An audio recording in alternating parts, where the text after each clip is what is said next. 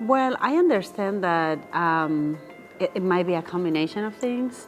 The first one is, as I said today, getting to know their people, getting to know their talent, understanding what the career preferences are. Because I think we tend to assume that everybody wants to make it to a higher rank, and it's not the case. So understanding and having frequent career conversations with your employees will be basic and foundational, but we miss the mark sometimes. Another thing is to take into account is the D&I factor. I find that to be really important. Having clear understanding of what the role responsibilities will be, then kind of decouple the successor, the person from the title, and make sure they talk to each other. And also kind of educate. We've been doing a lot of education on unconscious bias before as a prerequisite to these conversations as well.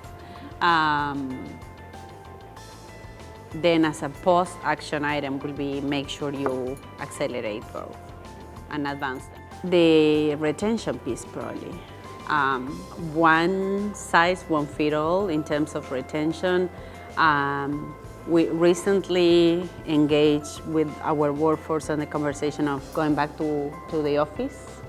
And that's where you see the biggest division, right? For some generations, working remotely is all they know.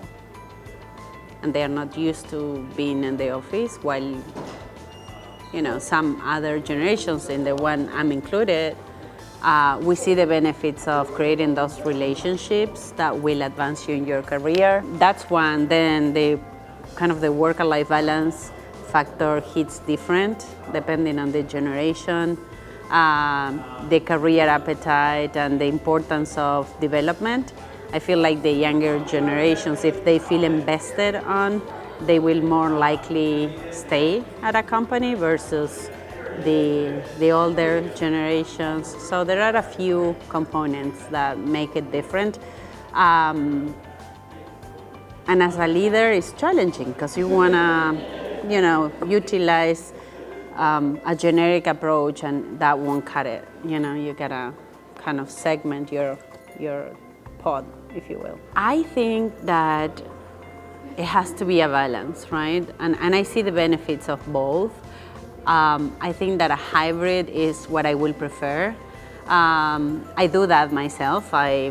Some weeks I gotta go every day, and I go some other weeks. But if I can be home 2 days a week, 3 in the office, that as a mom, as a working mom, that also benefit my family, and I'm more likely to stay in a place that respects that timing. Fully remote, I think, it will not enable you to create the relationship you need to continue to advance in your career, while only on-site will be detrimental to your work-life balance. So hybrid is my preference.